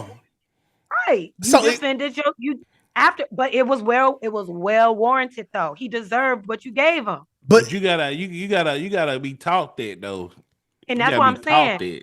Teach your children young to say, yo, give them scenarios so they know when somebody is trying to take advantage of them, and they know how to defend themselves. And defending themselves doesn't always necessarily mean be a brute. The mental strength and the emotional strength, the spiritual strength of your child should be the priority, as opposed to can you fight or not. Not saying that it's not important, but it's the mental strength, because who cares if you big and strong and you can't think straight? Because now you just throwing your weight around for no reason. You're not ciphering that strength in a healthy way. The mental part. I'm just playing. Y'all thought it was gonna go on. Oh hell! Man. I was like, damn, they spit in my ass. They thought the show was gonna go on. Did you just stop it? Yeah, I started. I was just playing because we just ran out on the shot clock. We cut the show off. They thought it was over, bro. We got one more topic. They thought it was over. Boy, I thought that was your way of giving me, like, you know how they hell no, at the awards. You know how they play that award music to get them off the stage? Stop you from talking. Wrap it up. Back to say you got me. Nah, I ain't gonna do got it. My ass too. I was like, what? Nah, but Jay, now everything you said was a fair point. I just think what you saying is fair too. It's really no way around bullying, and I ain't gonna even say it's sad, because you learn so much from being bullied. You learn how not to treat people being bullied. Oh, I remember that situation. Jan, you just said it. I was a bully. I never do that again. There come valuable lessons from being bullied and from being the bully, which we will both be at some time in our life. So, but I don't think Nick can raise a kid like that. He just said the keyword rather. Yeah, I don't know, but I feel like he's projecting a lot on his children, because he was a little kid and he probably was made fun of. So now, he's like, no, you got to be tough. Sometimes he punching his son in the chest and seeing what's up. Like, that's a little extreme, but I do that. Each their own. I do that because my daddy did to me. I get it. My dad used to pop my ass in the chest, bro. I do my daughter like that. Actually, I have. Yeah. I have a different though. She different. Okay, let's go ahead and get on to this next topic. My boy, Brian McWright, okay? Yeah, McWright. He went on the Anton Daniels show. Shout out to my dog Anton, and dropped a chilling interview. Now, we watched this interview live on Talk 2K on Kick. Shout out to everybody that was there that watched it with us. And I told people that because I thought he was a piece of shit as well. But I do like to hear people, so I cleared my mind. I said, I'm going to go watch this with a clear conscience, and I wanted to see his thinking and what was going on. after he got done telling his story, I do think that he was kind of justified in his actions. I'm not gonna lie. So let's run the clip and then let's get into it. So if you didn't watch the clip or if you didn't watch the Anton Davis interview, please go watch it. I'm gonna drop a link in the description. And you can go watch it on your own and then kind of form your own opinion. But the shit that he was saying was valid. And I don't think it was a lie because he actually sued his ex-wife for defamation and won. I think like $3 million. So yeah. Why do you say that? When we talked, and we did talk to He started off saying the conversation, he didn't have to die. Talking about his son. him, we talked to his wife. Die. We got to go back. So earlier that year, that May, he's on the Shade Room. He's saying things like, oh, now remember, they've lied on me, but they continue to double down and triple down on the rhetoric. If my dad needed this, I wouldn't do this for him. He's dead to me, blah, blah, blah. Now we come to find out that 3 days after that's when he got diagnosed. They waited because he didn't have insurance. They waited 4 months.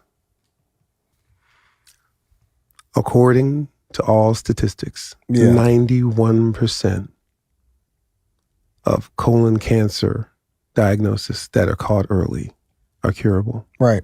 Because they didn't tell us. I had to find out from somebody else. Right. Then I heard from them. So you were you the last? We were the last to find out. Wow. So once we found out, we sprung into action. What can we do? Can we get the scans? Can we do this? Can we do that? Anton, by this time, it was stage 4. You've lied on me. Right. You don't come to me. In my opinion, they martyred him so that they could keep this going. That's deep. That's really deep. That's what I truly believe. Yeah. Everybody's heard that voicemail. I will leave with you the messages that we sent. Leilani sent a message that said to his wife, you don't even have to tell him that it's us. We just want to help whatever we can do. And then they're like, well, he would have had to stay at your house and they wouldn't have been able to see him. I'm like, we never made that a stipulation. The facility that we found that the only one that would allow him to come was closer to our house. Right. That's why we have an entire apartment downstairs with its own entrance. His wife wouldn't have to work. You can take care of him all day. Leilani wanted to take care of him. And his mother sent that message after we sent the message to him. That's insane. This is what happened. So and it gets worse. So she puts out the book in January. She's on an interview, I think in February, with Foxy 104.5, whatever, in Raleigh. They ask him how he's doing. She says he's healed. He's healing and he's doing fine. He's doing great. Now, I realize they blocked us all on social media. We don't know what's going on with them. The next thing we know, he's passed. Anton, he did not have to die. Okay. Why do you say that? So, I mean, for like at least the last 2 years, man, they've been putting belt to ass to Brian McKnight. And he finally was able, to come tell his story on Anton. What you knowing now, do you still feel the same way about Brian McKnight after hearing his side? Which I do perceive to be true because, like I said, he sued the wife for defamation. So everything that she put in the fucking book was a lie. And was for financial gains, and he won a $3 million lawsuit because everything that she was saying was a lie about him. How do you feel about Brian McKnight after watching this interview? Or hearing that if you didn't watch it? Black. Yeah, like this interview needed to happen.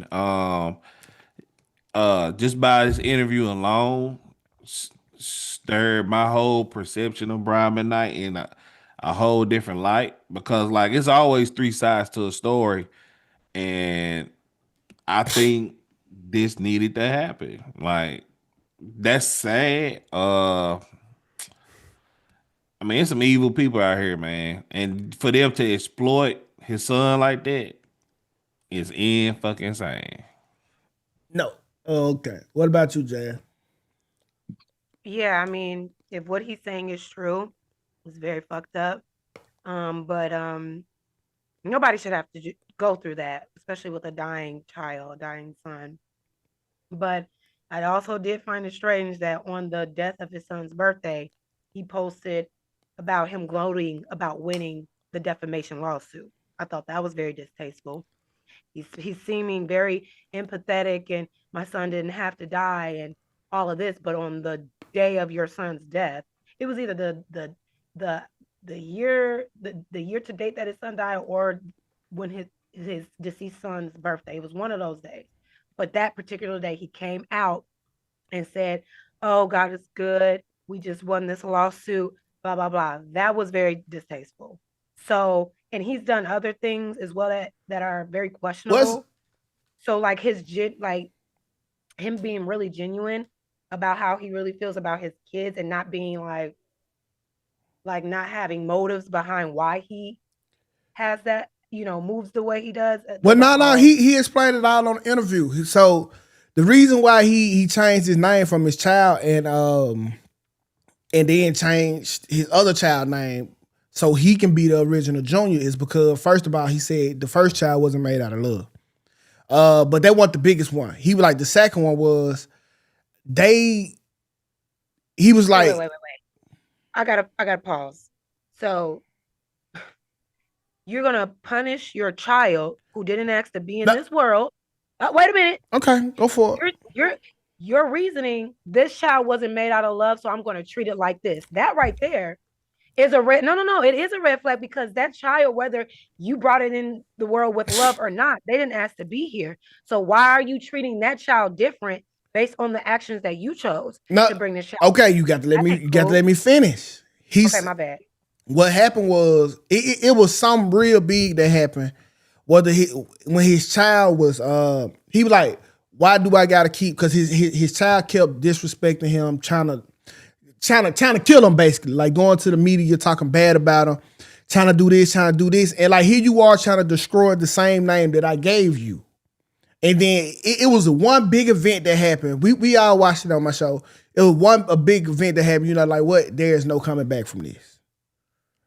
And so that's why he changed his name from his son's name, because he felt like his son had tried to burn him too much. And I'm the same way. He did it out of spite. Yeah. No, if you try to burn me, you know what I'm saying? Like take me for everything and kill me, and we share the same name, I'm not gonna do that with you. Do you mean like kill you character wise, like trying to any of the above? But this what it was, because his son would have got everything when he died. So imagine your son, goddamn it, going your whole life destroying your image, but when he died, he profit off of the same name that you gave him. Yeah, it's petty, but it's reasonable. Listen. And he only changed his middle name, not his whole name. So he's still Brian McKnight, but he only changed his middle name. So if he still has the last name, he's still no. So what he did was no. So Brian McKnight changed his middle name to his son's middle name, which made him the Junior. But the other dude is still Brian McKnight as well. Well, it just sounds like a very unfortunate situation between a child and his father. It's so many stories from their side, that side. It's just one of the stories got debunked. And that was the mother story, because she got sued for the $3 million and lost. Mm-hmm. There you have it. Oh, did. So there you have it. That's what I'm saying. It's a sad story all around. It's definitely a sad story. That's flat out exploitation. Like Black said, like if they won that lawsuit, then you were lying on this man. And listen, and then it was some more shit that came out as a pawn in the lie. So yeah, he was paying the mother $18,000 a month up until they turned 23. $18,000 a month for them up until they turned 23. So like, bro, if I did all of this shit, now don't get me wrong, Brian, he did some sleazy shit in the interview. He definitely did.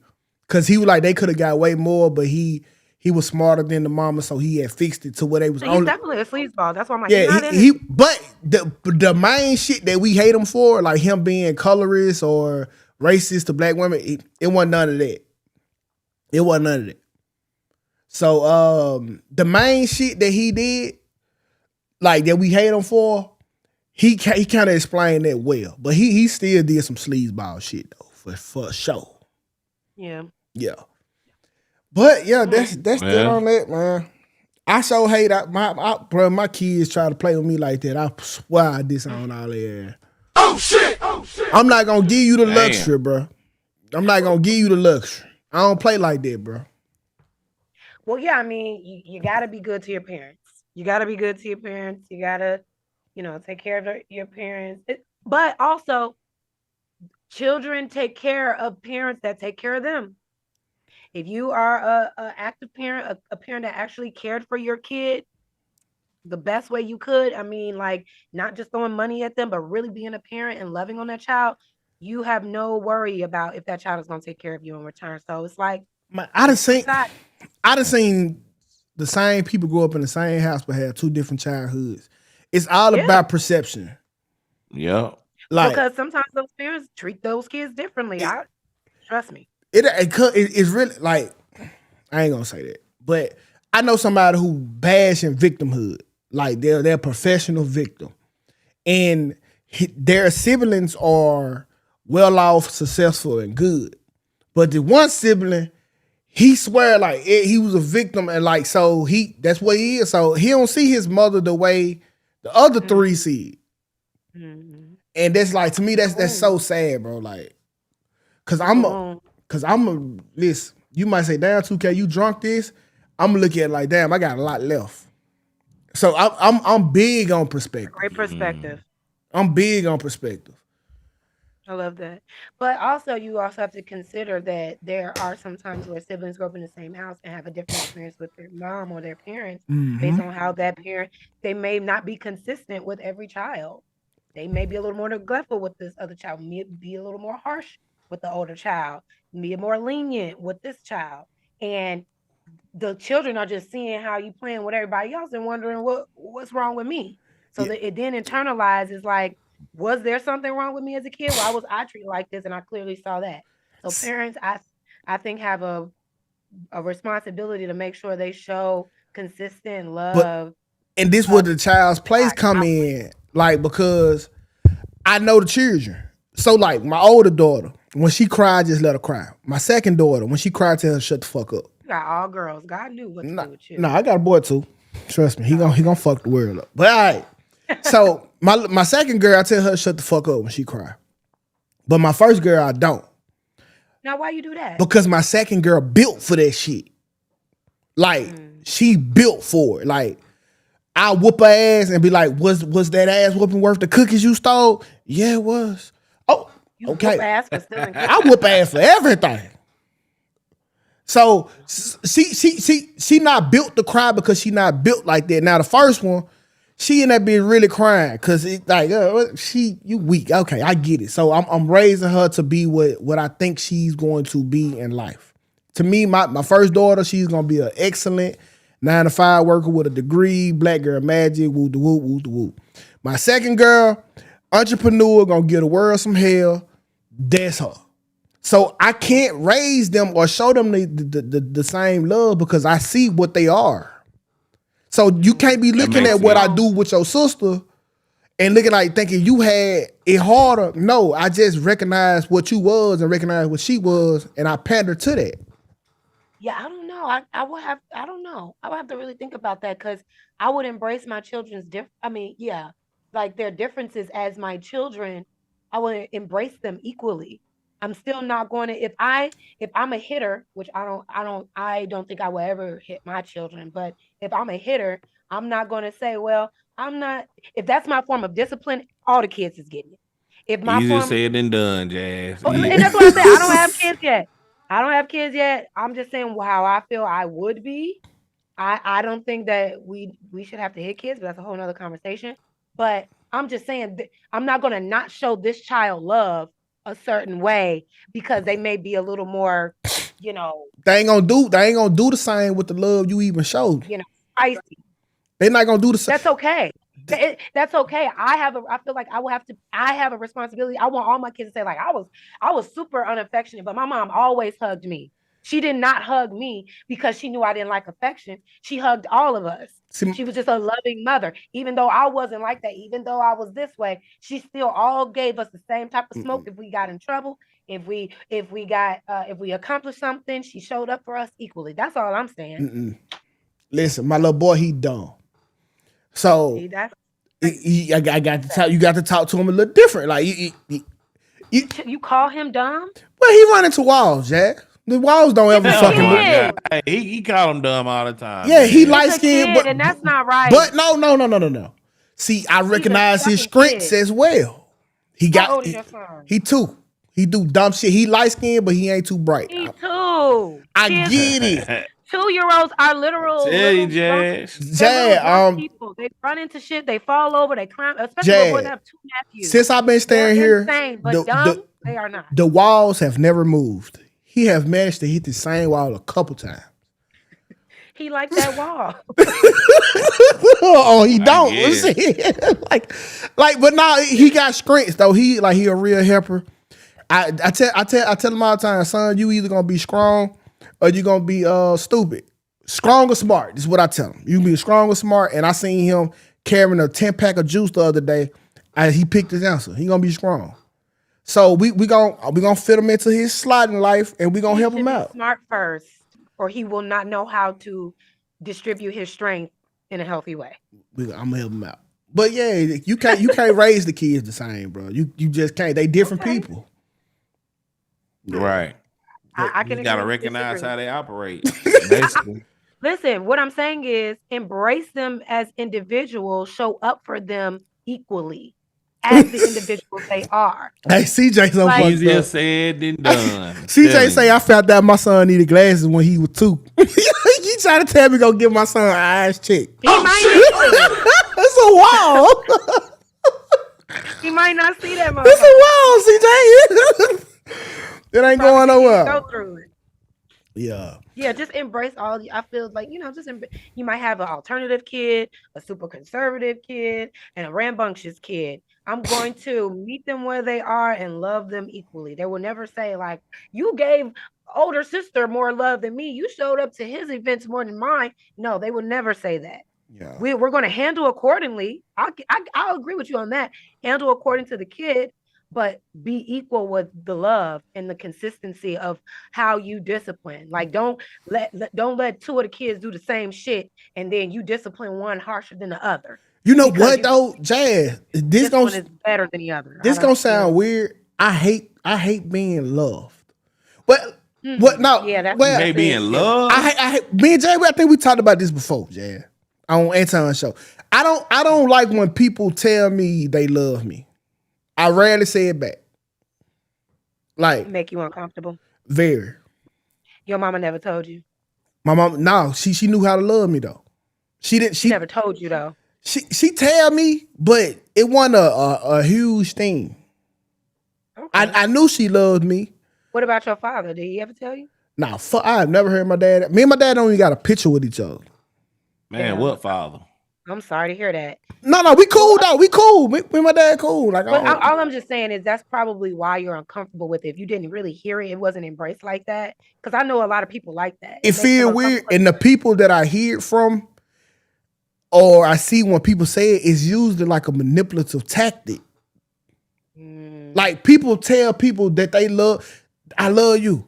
And then next week they be asking for something or they manipulating the fuck out of them. Like anytime I'm scared to, when people tell me, I mean, you watch my show, I tell people all the time, like 2K, we love you. All right, my girl, I'm gonna get you on about it. I do not say it back. I do not say it back. You don't believe it's genuine. I really believe it's genuine, bro. I just find out when you say it back, like they for to get your ass.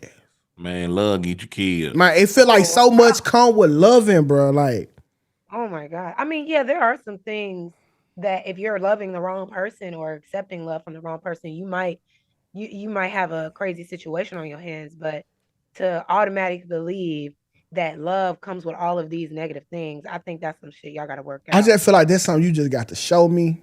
Like you never got to say it, bro. Like you never got to say it. Just show me. I agree with that. It's an action for sure. Yeah. I don't ever want to hear it. Like just say it. Like the only person I consistently say I love you to is my grandma. That's it though. Like yeah. Don't make me start thinking about my grandma too, okay? Now my grandma Fleur died too. She died. She probably been dead like 2 weeks ago. Actually, she in hospice. She holding on. Shouldn't someone check on her? What do you mean? Probably? No, she in hospice. No, she okay. We ain't got the phone call.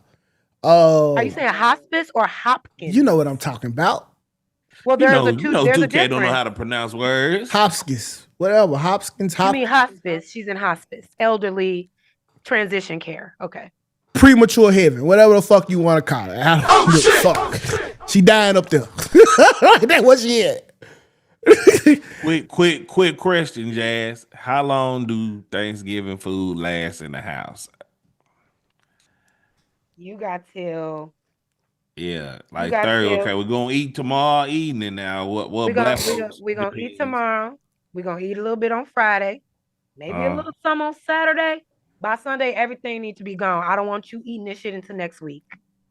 2K. It depends on the food. 2K, it's Monday next week. How many more days we got left? One more day. That's always my answer. One more day. Ask me on Tuesdays. One more day. This is the same nigga that eat wet dressing. Because like you could keep turkey meat for a while. Listen, Jazz, have you ever heard of salads and sandwiches? That's what I told him, Jazz. That's what I You know what I'm saying? Like Yeah. you can keep the hefty meats and stuff. You can keep that a while, just like as you will when you go and you buy lunch meat at the store. It don't leave the next day. It sit there for a minute until you use it. So stuff like that, I think you can carry on a couple days. But like sides and stuff with a lot of sauces or things like that, those need to be. You need to get rid of that within a couple days. Have you ever had moist dressing? Moist dressing? Yeah, it's not super hard. It's not super bready. Mm-hmm. Yuck. He ain't never had no. It's not like soupy either. Yeah, it's not soupy. Yeah, it's a moist consistency. It's a perfect one. Yeah, my mama dressed. Yeah, I don't want to tell him. I'm like, that's some of the best dressing. This nigga got puddles in his dressing. No, that ain't. Yeah, that's too much. Oh That's too much. Yeah, that ain't me. That's soup. But all right, now y'all, we gave y'all 2 hours. This was fun. Yeah, it was, bro. It was. I must admit. But y'all, so we finna get on up out of here, man. Y'all have a happy Thanksgiving and actually be thankful, bro. Like, be thankful. A lot of people ain't getting that meal, bro. Some people in jail. Some people are dead.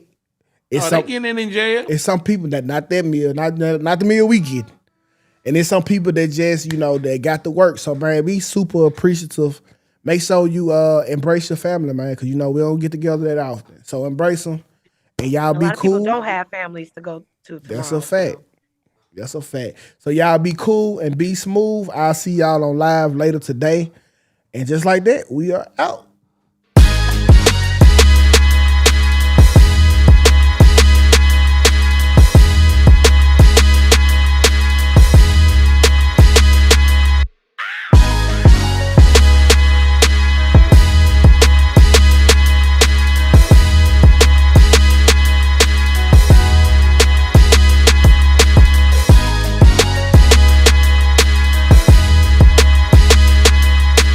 Quite frankly, this is the best morning show I have ever heard. Let's make YouTube great again.